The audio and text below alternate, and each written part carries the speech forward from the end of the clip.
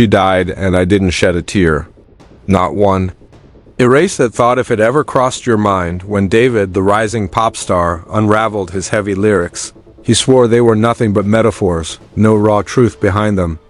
But what happens when a song about killing stops being just a song and turns into evidence in a murder trial? Sometimes the truth rides silent, tucked away in the trunk of a Tesla.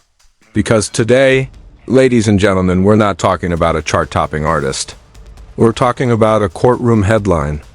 D4vd sentenced, career, over. The boy who recorded viral hits in his sister's closet just had the door slammed shut on his freedom. From romantic homicide to real homicide investigations, from Spotify playlists to mugshots, the transformation is complete. And the internet? Oh, they can't get enough. Hashtags trending, fans burning merch, memes flying faster than the evidence could even hit the table. But here's the question no one wants to ask. Did we all help build this monster? Did we clap and cry react to the same lyrics that prosecutors now point to as proof of motive? Or was D4vd just another kid chewed up and spat out by fame, blamed for crimes bigger than his music ever was? Stay tuned. Because the sentence isn't just prison, it's goodbye forever. So here we are. The scandal that started with a smelly Tesla trunk has now ended with a judge's gavel. But before we jump into the sentencing, let's rewind, because this is not just a story about one artist falling from grace. No, this is a slow-motion car crash that the world watched in real time. And most of us didn't even realize the brakes were already cut. Who exactly are we talking about? David Anthony Burke? The world knows him as D4vd, the accidental pop star who once bragged about recording hits in his sister's closet with nothing but Apple earbuds. The underdog who went from Fortnite background music to 33 million Spotify listeners, sneaker collabs, and sold-out tours. The industry called him the voice of Gen Z heartbreak. But heartbreak turned into horror, didn't it? Because in September 2025, Los Angeles police opened a Tesla and found more than just car trouble.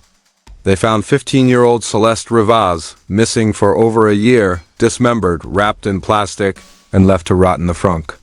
And whose name was on that Tesla? D4vd's, whose tattoo matched the victim's tattoo? D4vd's, and whose mother swore her daughter's boyfriend was named David. You guessed it. Now at first, people gave him the benefit of the doubt. He's innocent, the car was stolen, he was on tour. Stop jumping to conclusions. And hey, maybe that sounded logical. But logic went out the window the moment leaked lyrics hit the internet. An unreleased track titled Celeste, lyrics about obsession, tattoos, cigarettes, and hearing her voice with every breath. Coincidence? Or a confession set to a beat? Public opinion split faster than TikTok edits. On one side, die-hard fans screaming, "Frame job." On the other, people connecting dots like amateur detectives on Reddit, turning screenshots and Discord DMs into full-blown case files. And let's not forget his breakout track, Romantic Homicide. The chorus? In the back of my mind, you died, and I didn't even cry. Once moody poetry, now courtroom evidence. And this wasn't the first time the music industry flirted with crime scenes. Think about it. How many times have we seen rappers, singers, and influencers use violent lyrics, only for those lyrics to come back to haunt them? The line between art and autopsy report has never been thinner. And D4vd? He walked that line in designer sneakers until it snapped beneath him. By the time the trial began, prosecutors didn't just have DNA, they had context. They had motive.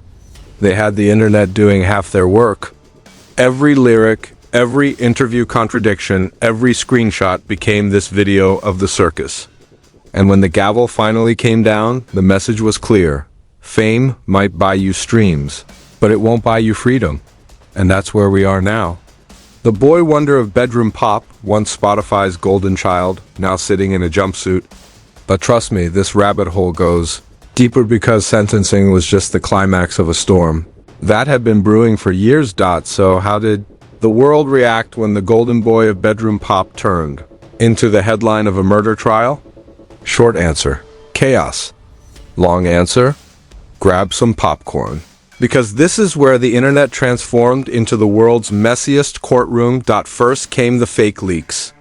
Anonymous insiders started dropping supposed court documents on Reddit, stamped with blurry watermarks that looked like they were made in Microsoft Paint. Did that stop people from believing them? Absolutely not. Screenshots claiming D4vd spent $50,000 in hush money to silence a mystery girl went viral overnight. Another alleged he bought industrial-strength plastic wrap weeks before Celeste disappeared. Real? Fake? Who cares?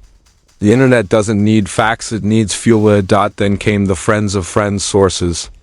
A supposed ex-roommate popped up on TikTok claiming D4vd once bragged, "My lyrics aren't metaphors, they're blueprints." Another anonymous Discord leak suggested he kept a private vault of unreleased songs too dark for Spotify. One-track title? Frunk Love? Convenient, isn't it? Meanwhile, the memes rolled in faster than CNN push alerts. One side dragged him mercilessly. Clips of romantic homicide played over crime scene footage. Edits of him photoshopped into CSI intros, fans burning his vinyls on TikTok Live. The other side defended him like Knights of a Fallen King. Hashtags like #justice for D4vd and #framejob225 flooded Twitter X according to them. The Tesla wasn't just abandoned, it was planted to take down a rising star too powerful for the industry. And brands? Oh, they ran for the hills. Crocs, Hollister, even his sneaker collab all severed ties overnight. One clothing CEO told reporters, "We don't make prison uniforms. So there's no future for us here." Savage. But let's not forget the most explosive reveal, the so-called leaked court audio. A mysterious clip surfaced where a man sounding suspiciously like D4vd whispers, "Celeste was mine forever." Authentic? Dubbed? AI generated? Nobody knows. But when has the internet ever cared about authentication? The soundbite was enough to dominate headlines for weeks, replayed like it was the new viral hook. Public reaction split right down the middle. This dude is guilty, period. The lyrics, the car, the tattoo, it's all there. Lock him up. He's being sacrificed by the system. They always target young, successful black artists. Look at the history. This is sabotage, not justice. Even celebrities jumped in. One rapper tweeted, "Y'all loved his pain when it was music, but now you want to crucify him for living it." A pop star clapped back, "Living it? He killed a child." Screenshots, subtweets, deleted posts. It was the ultimate celebrity Hunger Games, but behind the circus was a darker question. Were we, the fans, complicit? We streamed the songs. We made the edits. We laughed at the dark lyrics without wondering who they might actually be about.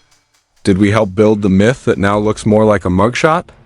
And as the trial went on, every fake leak, every viral edit, every rumor became this video of the cultural record.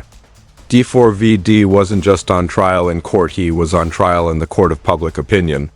And trust me, that court has no appeals process. Downtown LA. Courtroom packed like a sold-out arena, except this was no concert, this was a career funeral.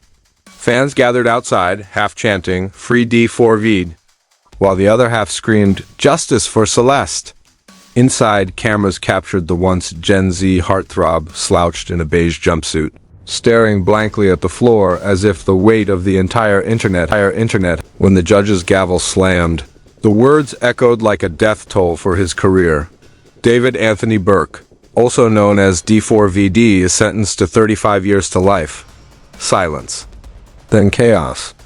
Some fans burst into tears, clutching posters as if they were holy scriptures. Others went live on TikTok instantly, their ring lights shining outside the courthouse like paparazzi. In that moment, the boy who turned closet recordings into global hits was officially just another inmate. But sentencing wasn't the end, it was the spark for the fallout. His label dropped him within hours, erasing his name from every upcoming project. Brands scrambled to distance themselves. One fashion collab released a statement so cold it trended. "We don't design prison uniforms." Spotify playlists quietly removed his tracks, as if erasing him from the algorithm could erase him from history. Even Fortnite, his original launchpad, banned his music from the platform. Talk about poetic exile and his fans. They split like a messy breakup. The Loyalists launched #free D4vd campaigns, selling bootleg shirts and spamming his old music videos with heart emojis. Meanwhile, the disillusioned burned his merch on TikTok lives, smashed vinyls with baseball bats, and posted cover-up tattoos where his lyrics once lived. From idol to enemy in less than a year, the industry itself panicked. Prosecutors had used his lyrics as evidence, setting a precedent nobody wanted. Suddenly, managers hired lyric consultants to scan songs for anything that could be twisted in court. Politicians even floated a new D4vd Act, sparking debates about censorship versus justice. Imagine that one fallen artist reshaping music law and inside prison. Rumors say D4vd's been placed in protective custody. Inmates quoting his own lyrics back at him.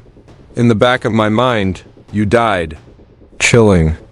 Others claim he spends his days scribbling in notebooks, writing songs that may never see the light of day, but the bigger question remains, did fame create this monster, or did we? We streamed the songs, we memed the dark lyrics, we treated obsession as poetry. Maybe D4vd wasn't just sentenced for a crime, maybe he was sentenced for the world we helped build around him, because let's be honest. The verdict wasn't just 35 years to life. The verdict was goodbye forever. So what do you think, was justice truly served? Or did the system just need a scapegoat with a Spotify plaque? Did D4vd write his own downfall? Or did we, the fans, help script it line by line? Drop your thoughts in the comments, because this story isn't over until you weigh in. Smash that like button if you're as shocked as we are, subscribe for more explosive breakdowns, and turn on notifications, because in a world where fame and crime collide, you'll want the truth before it trends. Goodbye, D4vd. Goodbye.